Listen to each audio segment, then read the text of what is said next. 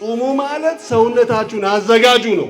ባልጾመ፣ ባልሰገደ፣ ባልተንበረከከ በእግዚአብሔር ፊት ሽብርክ ብሎ ጉልበቱን በግንባሩ ድፍት ብሎ መሬት እየሳመ አንተ ፈጣሪ ነህ እኔ ፍጡር ነኝ ባላለ ሰውነት እውነት እላችኋለሁ እኔ መንገድ ነኝ ሕይወት ነኝ ብሎ እንዳስተማረ ያንን ምርጥ የሆነ የእግዚአብሔርን ቃል ምርጥ ዘር ማለት ነው። ሰውነቱ በጾም ካልተገራ በቀር የእግዚአብሔር ቃል የሚያርፍበት የታረሰ የለሰለሰ ልብ አይኖርም። አለበለዚያ እኔ ዳኛ ነኝ እኔ እኮ የሕግ ባለሙያ ነኝ ብሎ ሳምሶናይት ይዞ በየመንደሩ ቢወጣ ቢገባ ምን ያደርጋል? ፍትህን ማስፈን ካልቻለ ክርስቲያንም ክርስቲያን ተብሎ የመንፈስ ቅዱስ ፍሬ ካልታየበት ክርስቲያናዊ መገለጫ ማንነት ካልታየበት ስም ብቻ ነው።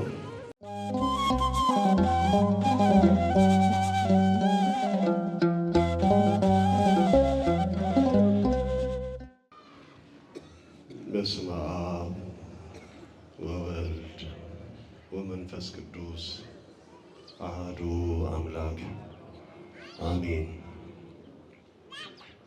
ወሶበ ትጸውሙ ኢትኩኑ ከመ መደለዋን በምትጾሙበት ጊዜ እንደ ግብዞች አትሁኑ። የጌታችን የመድኃኒታችን የኢየሱስ ክርስቶስ ቅዱስ ወንጌል ቅዱስ ማቴዎስ እንደጻፈው ምዕራፍ 6 ከቁጥር 16 ክቡር አባታችን መምህር መልአከ ብርሃን ሶሎሞን በቀለ የዚህ ታላቅ ደብር አስተዳዳሪ፣ ክቡራን አባቶች፣ አይንተ እግዚአብሔር ካህናት፣ ወንድሞች ዲያቆናት፣ የክርስቶስ ቤተሰቦች፣ የድንግል ማርያም ወዳጆች እንደምን ሰነበታችሁ? እንደምን አደራችሁ? እንደምን አረፈዳችሁ? አሜን። እንድናመሰግነው በዚህች በከበረች ዕለት በሰንበተ ክርስቲያን በእግዚአብሔር መቅደስ በፊቱ እንድንቆም እንድናመሰግነው አምላካችን እግዚአብሔር ስለፈቀደልን ስሙ ይክበር ይመስገን።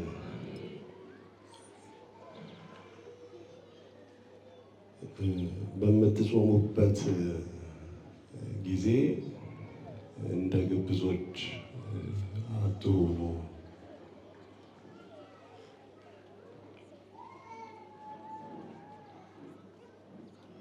እስመ እሙንቱ ይትመጸለው ወይቆጥሩ ገጾሙ ወያማስኑ።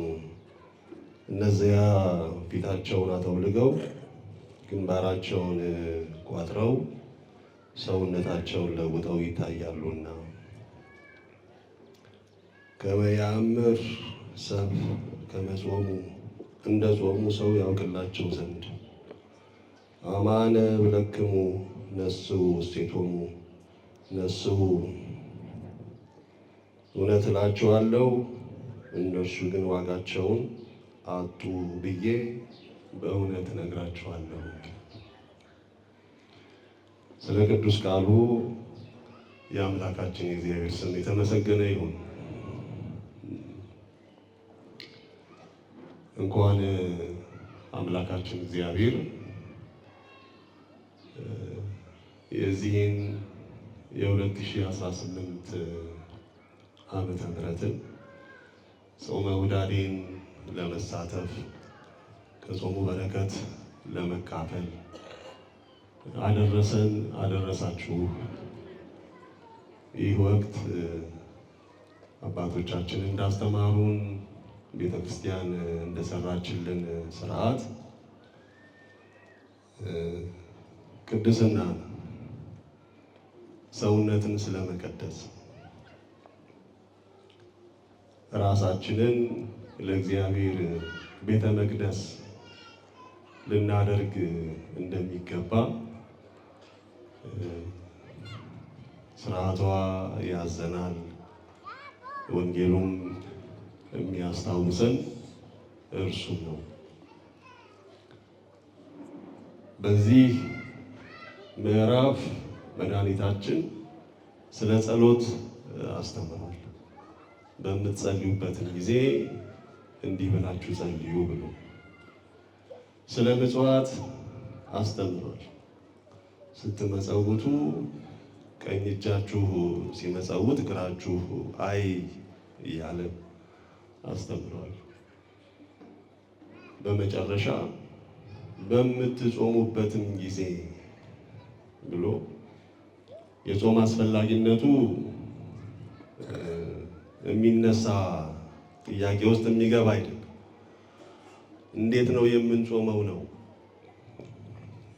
የአጿጿም ስርዓቱ ምን መምሰል አለበት ነው እንጂ መድኃኒታችንን ኢየሱስ ክርስቶስን እርሱ የጾመው ጾም መጾም የማያስፈልገው ጾሞ እኛ መጾም የሚያስፈልገን ደግሞ ጾም አስፈላጊነቱ ጥያቄ ሆኖ የሚነሳ አይደለም። ስለዚህም ከሶስቱ ዋና በዚህ ወቅት ልንፈጽማቸው የሚገቡትን ከዘረዘረ በኋላ ስለ ጾም ነው የሚነግረን። የሰው ልጅ ነፃ ነው። እንደ አንድ ግለሰብ የወደድነውን የፈቀድነውን ማድረግ እንችላለን። እንደ ተፈጥሯዊ ሰው ማለት ነው። ልክ ነፃ በሆንበቱ መጠን ደግሞ ከሰዎች ጋር የምንገናኝ ነን። ብቻችንን መኖር አንችልም።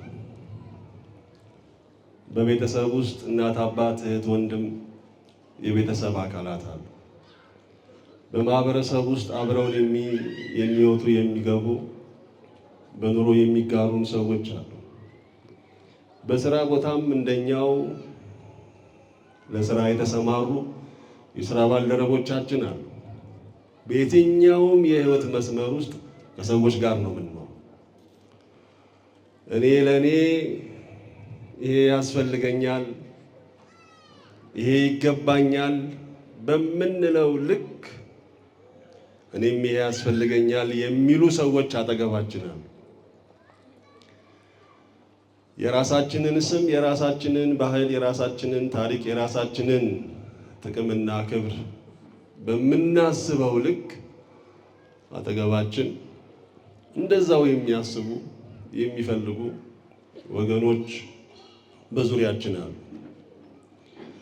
ስለዚህም ሰው ግላዊም ነው ግንኙነታዊም ነው። ወደ ቤተ ክርስቲያን ስንመጣ ደግሞ የአማንያን ህብረት ነው የምትባለው ቤተ ክርስቲያን። የሚያምኑትም በአንዲት ልብ በአንዲትም ነፍስ ሆነው ይጸልዩ ነበር ነው የሚል። እንደ ሰው ልጅ ብቻ ሳይሆን እንደተጠመቀ ከእግዚአብሔር እንደተወለደ ከመንፈስ ቅዱስ አብራክ የወጣ ከጥምቀት ማህፀን የተገኘን እንደመሆናችን እህቶቻችን አሉ፣ ወንድሞቻችን አሉ፣ እናቶቻችን አሉ፣ አባቶቻችን፣ ልጆቻችን አሉ። ከኛ ሰውነት ጋር የተሳፉ በእምነት የተጋጠሙ እንዲሁ እንደ አንድ መንደር ውስጥ እንዳለ ስብስብ ሳይሆን ይሄ በክርስቶስ ራስነት የተዋሃደ የተስማማ አንዱ ባንዱ ውስጥ ህልው ሆኖ የሚኖር የህይወት ሁኔታ ውስጥ ያለ የአማንያን ስብስብ የአማንያን ህብረት ነው ወገኖች።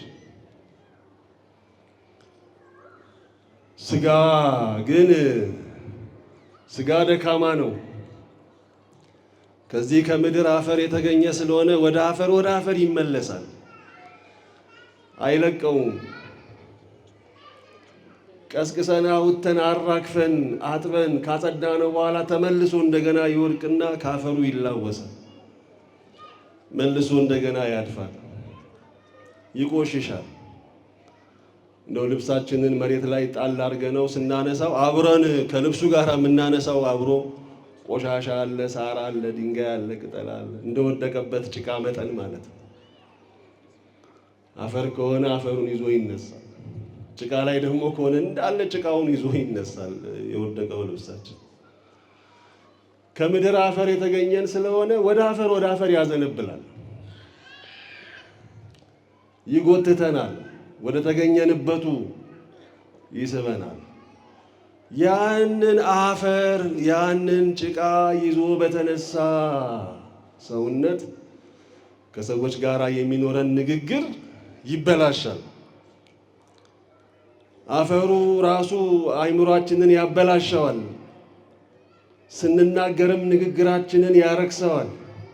ስንሰራም ስራዎቻችንን ሰዎችን የሚጎዱ ያደርገዋል። በቃ የሥጋ ነገር እንደዛ ነው። ከሥጋ የሆነ ሁሉ ሥጋ ነው እንዳለው ጌታችን መድኃኒታችን ኢየሱስ ክርስቶስ ሥጋ ውስጥ ከተነከርን በኋላ ግብሩን ነው የምንፈጽመው። በቃ እንደዛ ነው። ሐሳባችንም ሥጋዊ ነው፣ ንግግራችንም ሥጋዊ ነው፣ ተግባራችንም ሥጋዊ ነው። የወደቀ የቆሸሸ እና ሰውን የሚያሳዝን ማለት ነው። እና በቤተሰብ ውስጥ ያ ቆሻሻ በሆነ ልብስ ስንነጋገር ልጆች ወላጆቻቸውን ያሳዝናሉ። ወላጆች ልጆቻቸው ላይ ይጨክናሉ፣ አሳንሰው ያዩዋቸዋል። በሰውነት ክብር ሊያዩ የሚችሉበትን ስሜት ያጣሉ። በማህበራዊ ግንኙነታችን አንዳችን ለአንዳችን እንነቃቀፋለን፣ በመጥፎ ዓይን እንተያያለን። ከመከባበር ከመደጋገፉ ይልቅ መገፋፋቱን እንመርጣለን። ወይንም የራሳችንን ክብር ለማሳየት ስንሞክር ሌላውን ለማሳነስ እንሞክራለን። እንደዛ ነው ሥጋ፣ እንደዛ ነው። እንዲበለጥ አይፈልግም። የሰውንም ከፍ ብሎ ማየት አይፈልግም። አፈራዊ የሆነ አእምሮ እንደዛ ነው የሚያስበው። የራሱን ሰውነት ይመለከትና ዴኬታ መታ ነው ደግሞ የለበሰችው፣ እኔ አሁን ከሷ ንሼ ነው። አይኗ ነው ደም የሚለብሰው፣ አይኑ ነው ደም የሚለብሰው። የሥጋ ሐሳብ እንደዛ ነው። እህቴ ደምቆባት አምሮባት አየው፣ የእሷ ማማር የኔ ነው አይልም። ይሄ መንፈሳዊነት ነው። ልብ አድርጉ። እገሌ ቆመ፣ እሰይ ስራውን አሳክቶ ቤተሰቡን መምራት ቻለ፣ በሱ መቆም የኔም ሕይወት ነው የቆመው አይልም። ሥጋ እንደዛ ያስብም። እሱ ከማን በልጦ ነው? እሱ ከማን ተሽሎ ነው? እኔ እንዴት ከሱ አንሳለሁ የሚል የጠበበ የደከመ ውስን የሆነ አእምሮ ነው የሚያስብ። በሥራ ቦታም እንዲሁ ነው የምንገፋፋው። አንዱ የአንዱን ቦታ ነው የሚፈልገው። አንዱ የአንዱን ደሞዝ ነው መብላት የሚፈልገው። ሳይሰራ በአቋራጭ ገንዘብ የሚያገኝበትን መንገድ ነው የሚያስበው። በቃ ሥጋ እንደዚህ ነው የሚያስበው። በልኩ ነው፣ በቁመቱ ነው፣ በጥበቱ በማነሱ መጠን ነው ሲናገርም ሲሰራም ማለት ነው። እና ይሄ ሥጋ ዝም ካልነው ትዳር ስለሚያፈርስ ቤተሰብ ስለሚያናጋ ማህበራዊ ግንኙነታችንን ስለሚያበላሽ ስራ ቦታ ላይም በሰላም የሥራውን ሐሳብ እንዳናሳካ ራእዩን እንዳናሳካ እንቅፋት ተግዳሮት ስለሚሆን እንደ ሀገርም መኖር እንዳንችል እንድንፈርስ እንድንባላ ስለሚያደርግ መለጎም አለበት፣ መገራት አለበት።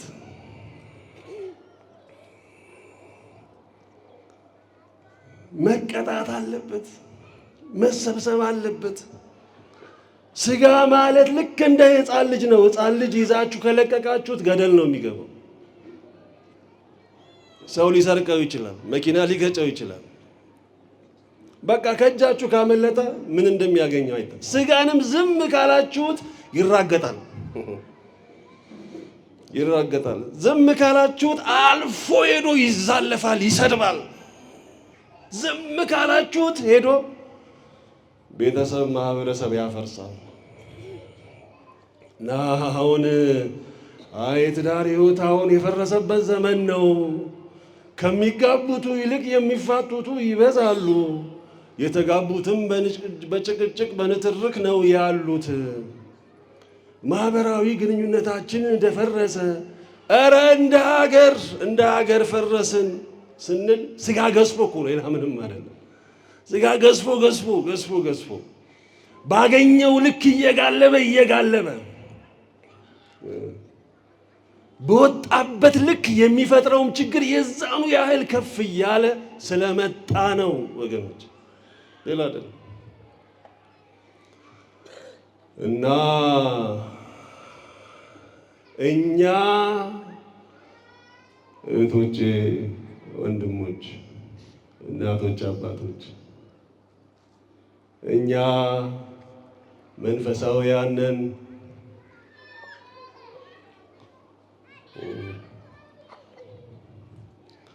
እኛ የመንፈስ ቅዱስ ልጆች ነን።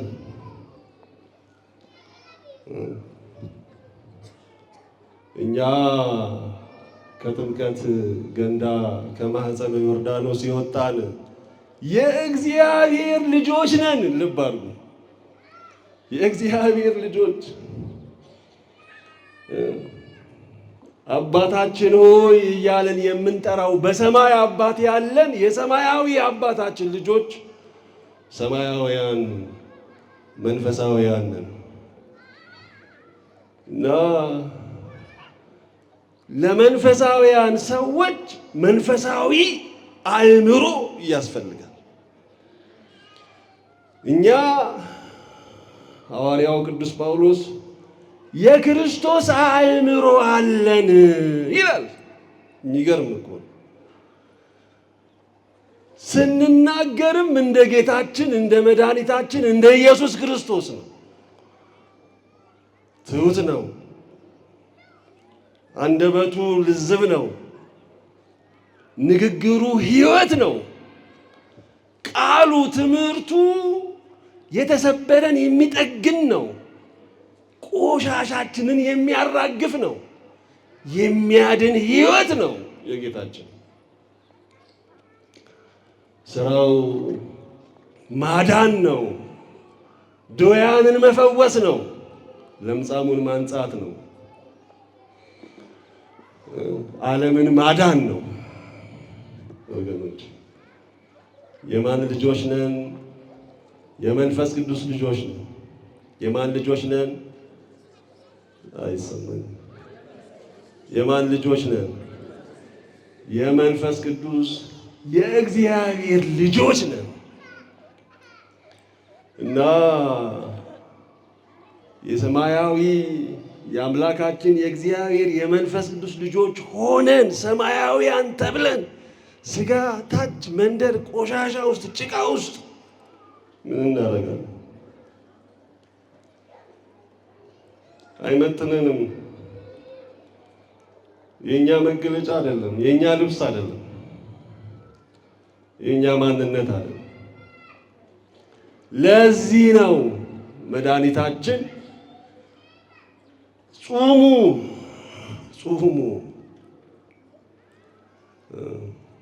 መጾም ማለት መከልከል ማለት ነው። መከልከል ማለት ነው። ከዚህ ከቅባቱ ከስጋው ከእንቁላሉ መከልከል ነው። ይሄ እንደ ምልክት ነው። እንደ ምልክት ያው እነዚህ ምግቦች ሰውነትን እንትን ይላሉ፣ ያሞቃሉ፣ ልብ ይሰጣሉ። እንዴ ጮማ ቆርጦ ጠጅ ጠጥቶ ሲወጣ በቃ አንደበቱ ሁሉ በቃ ልቅ ይሆናል። በቃ ባናባቱ ነው ምናምን እያለ እኮ ነው የሚሄደው። አይታችኋል? ሰው ሁሉ ትንሽ ሆኖ ነው የሚታየው። እሱ ሰማይ ያከለ ነው መስሎ የሚታየው። እና እንደ ልቡ ነው በቃ የሚናገረው። እግሩም እዛና እዚህ ነው የሚረግጠው። ሰው ቤትም ይገባል። ወንድ ብቻም አይደለም። አሁን ይሄ ዘመን ደግሞ ሴቶችንም እያሳየን ነው እንጂ ሴቶች አደባባይ ላይ በጣም ነው በእውነት። እሷም አናባክ አንተ ምን ታመጣለህ ማለት ጀምራለች። ደግሞ እሷም እንዴ ማን ከማን ያንሳል አይደል? እኩልነት ነን ስላላችሁ ያው በሌላውም ነገር ቢሆን ጥሩ ነበር እና እሷም እንደዚሁ በቃ ደግሞ በእናቶች በእህቶች ደግሞ ትንሽ በወንድም አያምርም እና ስጋ የሚፈልገው ሲያገኝ መደንፋት ውስጥ እንገባለን። አጥር እናልፋለን፣ ከመስመር እንወጣለን እና እንደው ያንን ያልተገራ ሰውነት ለመግራት እንዲያስችል ተብሎ እንደዚህ በሚበዛው በሚጎላው ስጋ ቅባት ወተት ይባል እንጂ ሰውነትን የሚያሟሙቅ ነገር ሁሉ ማለት ነው መከልከል። ዓላማው እኮ ምግብ መቀየር አይደለም። ይሄ ሰውነትን ማድከም ነው፣ ሾኩን መንቀል ነው። ጾም እኮ እርሻ ማለት ነው። ሁዳዴ እኮ ነው የሚባለው አይደለም? ሁዳድ እኮ የእርሻ ቦታ ነው። ልብ አድርጉ። ሰውነትን እንደማረስ ነው፣ እንደማረስ ነው። መጾም ማለት ሰውነትን እንደማረስ ነው። ምክንያቱም ባልታረሰ መሬት ላይ ዘር አይዘራም። ይገርማቸዋል። አይዘራም። ቢዘራም አይበቅልም። ጭንጫ ላይ ነው ወይንም ሾህ መካከል ነው የሚወድቀው። እንደዛ ቃል እግዚአብሔር እንኳን ለመስማት ያ ገበሬው የሚዘራው ምርጥ ዘር ወንጌል ነው። የጌታችን የመድኃኒታችን የኢየሱስ ክርስቶስ ወንጌል ማለት ነው። ምርጥ ዘር የተባለው ወንጌል ናት። ያ ጌታችን የሚዘራት ምርጥ ዘር ወንጌል እውነት እውነት እላቸዋለሁ እያለ የሚያስተምረው ማለት ነው። እውነት እውነት እላቸዋለሁ። አሁንም እንደተናገረው ዋጋቸውን ተቀብለዋል። እነዚህ ግብዞች እንጾማለን ይላሉ፣ ግን ለታይታ የምንጾም ነን እያሉ እየደነፉ በአደባባይ እስከሚናገሩ ድረስ ማለት ነው። እውነት እውነት እላቸዋለሁ ዋጋቸውን ተቀብለዋል። እውነት እውነት እላቸዋለሁ እኔ የበጎች በር ነኝ። እውነት እውነት እላቸዋለሁ የሕይወት እንጀራ ነኝ። እውነት እውነት እላቸዋለሁ እኔ መንገድ ነኝ ሕይወት ነኝ ብሎ እንዳስተማር ያንን ምርጥ የሆነ የእግዚአብሔርን ቃል ምርጥ ዘር ማለት ነው። ወገኖች ከኔ ጋር ናችሁ? ያ ወንጌል በልባችን ተዘርቶ ፍሬ ለማፍራት ይሄ ስጋ መታረስ አለበት። ይሄ መሬት መቆፈር አለበት። አይገባችሁም? እውነት ለመናገር አይገባንም። ባልጾመ፣ ባልሰገደ፣ ባልተንበረከከ በእግዚአብሔር ፊት ሽብርክ ብሎ ጉልበቱን በግንባሩ ድፍት ብሎ መሬት እየሳመ አንተ ፈጣሪ ነህ እኔ ፍጡር ነኝ ባላለ ሰውነት፣ ትህትናን ባልተላበሰ ደካማነቱን ባላመነ ሰውነት፣ ገንዘብ ሲኖረው እንደፈለገ ከሚያደርግ ይልቅ የተራቡ ወንድሞች አሉ፣ የተቸገሩ እህቶች አሉ፣ ለነሱ ማካፈል አለብኝ ብሎ ካልመጸወተ፣ ካልጸለየ፣ ሰውነቱ በጾም ካልተገራ በቀር የእግዚአብሔር ቃል የሚያርፍበት የታረሰ የለሰለሰ ልብ አይኖረንም።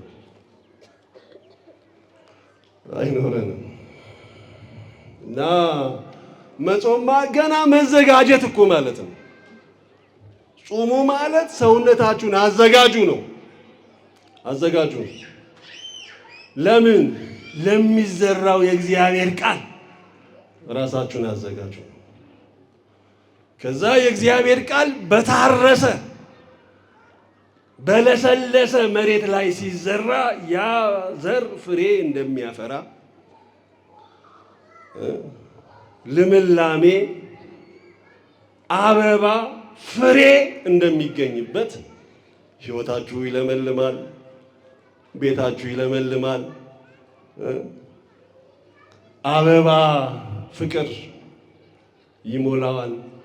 ፍሬ ታፈራላችሁ። የሚታይ ፍሬ፣ የመንፈስ ቅዱስ ፍሬ፣ የእግዚአብሔር ልጆች የመሆናችሁ መገለጫ ፍሬ ማለት ነው። ስም እኮ አይደለም። ክርስትና ስም አይደለም፣ ስም አይደለም። አንድ ባለሙያ ኢንጂነር ነው ከተባለ ህንጻ ሲሰራ መታየት አለበት። በቃ እሱ ነው ማሳየው። እኔ ኢንጂነር ዲግሪ አለኝ ብሎ ቢል ምን ትርጉም አለ? ህግ ነው ያጠናሁት ካለ ፍትህ ሲያሰፍን መታየት አለበት። ምክንያቱም በቃ ባለሙያ ነው። አለበለዚያ እኔ ዳኛ ነኝ፣ እኔ እኮ የህግ ባለሙያ ነኝ ብሎ ሳምሶናይት ይዞ በየመንደሩ ቢወጣ ቢገባ ምን ያደርጋል? ፍትህን ማስፈን ካልቻለ ክርስቲያንም ክርስቲያን ተብሎ የመንፈስ ቅዱስ ፍሬ ካልታየበት፣ ክርስቲያናዊ መገለጫ ማንነት ካልታየበት ስም ብቻ ነው። ስም ብቻ ነው። ስለዚህ ፍሬ እናፈራለን። ፍሬ ቤተሰብ ይባረካል፣ ማህበረሰብ ይቀደሳል፣ ሀገር ትድናለች፣ ህዝብ ይድናል፣ ትውልድ ይድናል። ለምን? እግዚአብሔር ይባርካል፣ ይለውጣል፣ ያስተካክላል፣ ይችላል። ለእግዚአብሔር የሚሳነው ነገር የለም። ይችላል አይችልም? ይችላል። እኛ ስራብን፣ ይሄው ይሄንን እርሻ ዝራበት፣ ያንተን ጽድቅ፣ ያንተን ፍሬ፣ ያንተን መልካም ስራ አፍራበት። እኛ ባሪያዎች ነን። ያመጣህንም አንተ ነህ፣ የምትመራንም የምትጠብቀንም አንተ ነህ። በኋላም የምትወስደን ማን ነው? እግዚአብሔር ነው። አቤት ሁሉን ነገር በራሳችን እንደምናከና መከራችንን ስናይ እንዲህ እኮ ነው። በቃ እንደው አንዳንድ ሕፃን ልጆች በቃ በዛች በጉልበታቸው ብዙ ነገር የሚያደርጉ ይመስላቸዋል። ስንመለከታቸው አቤት አቤት እንደው ወጉ ተይዟል እንላለን።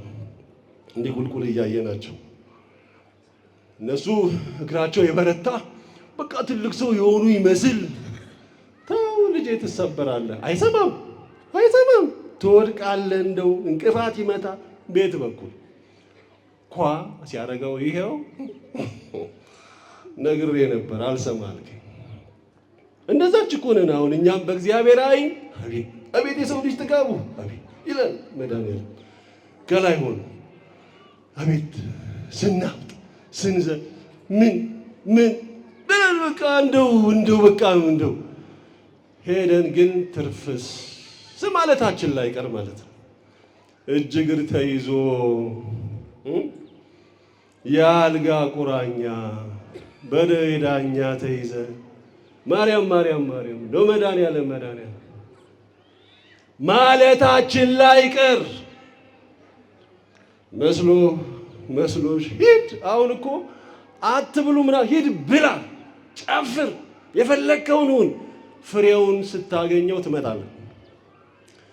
አሁን ልጅን ተው ብትሉት ስለማይተው ሂድ ሲያዩት እሳቷን ሲያያት እንዲህ ብልጭልጭ ስትል ወርቅ ትመስለዋለች። እፍስ ሲያረጋት እፍስ ታደርገዋለች። እሷው ላፍ ምንም መፍትሄ የለውም። አሁን አትጨፍሩ፣ አትጠፍጡ፣ አትጠጡ፣ አትበዱ፣ ልክ ይኖራችሁ ብለን ብናስተምር ልክ የለውም። ልጓሙ እንደተበጠሰ ፈረስ ነው ሁሉም እያበደ ያለው። በዚህ በመከራ ወቅት እንኳን በሚታዘንበት ጊዜ አንገታችንን በደፋንበት በሕማም በሰቀቀን ጊዜ በእንባና በደም ጊዜ ላይ እንኳን አስረሽምጪው ተውት።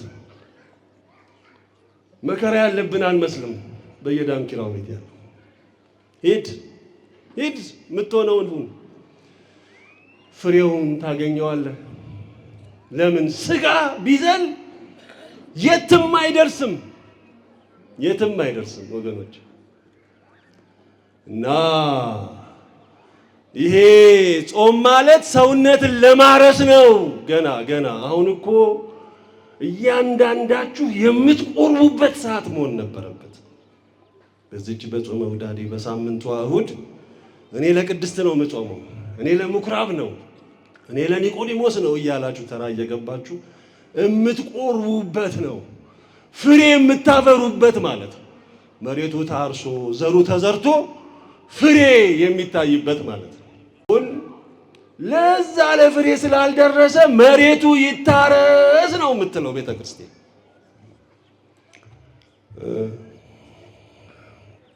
እንደገና ለእግዚአብሔር የሚመች ሰውነት ያለን መስሎን ነበረ። ግን አለ አንድ ግንጭ አለ፣ የሆነ ጉቶ አለ፣ የሆነ ሳር አለ፣ የሆነ ያልተነቀለ ነገር አለ። እሱ ባልተነቀለበት ደግሞ የምንሰማውም ቃል እግዚአብሔር ፍሬ ስለማያፈራ ነው። እንደገና ታረሱ ነው እኮ አሁን መጥምቁ ዮሐንስ እኮ ነው ጌታችን ከመምጣቱ በፊት መንገድ የሚያዘጋጀው እኮ ነው። አሁን እያዘጋጀን ያለ ታረሱ። ይሄ ያበጠው ዝቅ ይበልተው ግድ የለም ተንፍስ፣ የትም አትደርስ። አንቺም ተስፋ አትቁረጪ፣ ተስፋ አትቁረጥ ወንድሜ፣ ጨለማ ይታይ፣ ባዶነት አይሰማ። እግዚአብሔር አለ፣ ሕይወትን የሚያቀና መንገድን የሚያቀና ውስጥን የሚሞላ እንደማለት ነው። እና መከልከል ነው ጾማ፣ መታቀብ ነው፣ እጅ እግርን መሰብሰብ ነው። አለመብላት ብቻ አይደለም፣ እግርን መሰብሰብ ነው፣ ዓይንን መሰብሰብ ነው። ዛሬ እሱን እንዴት እንደምንጾም አላውቅም በእውነት።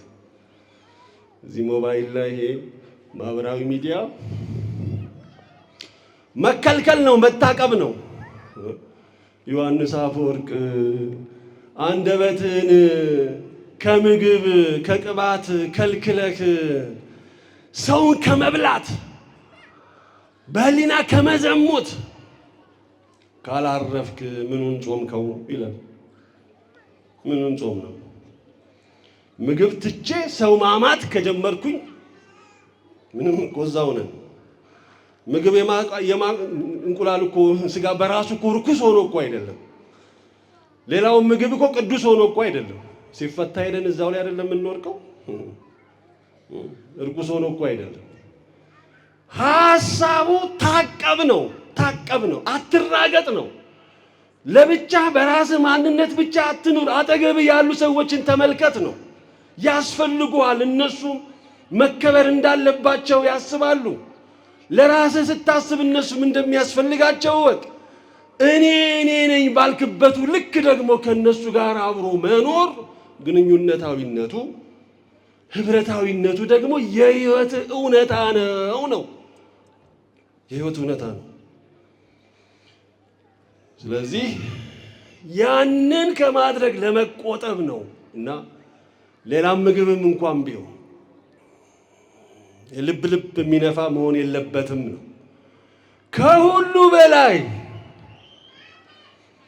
ከሁሉ በላይ ጾም ማለት ከሞት ጋር መተባበር ማለት ነው።